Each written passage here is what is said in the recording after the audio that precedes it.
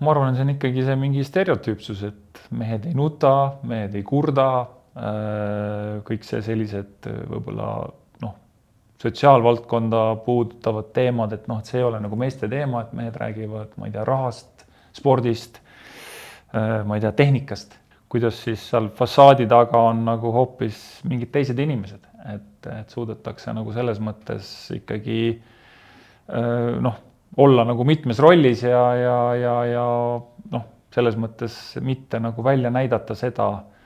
mis on see võib-olla see tegelik pale või et see kohati see tegelik pale on nagu liiga kole, mis paneb ka sellest inimesest võib-olla nagu hoopis teistmoodi nagu arvama või mõtlema,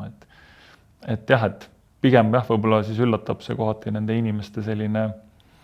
ma ei tea, pansolik võimekus seda kuidagi nagu varjata.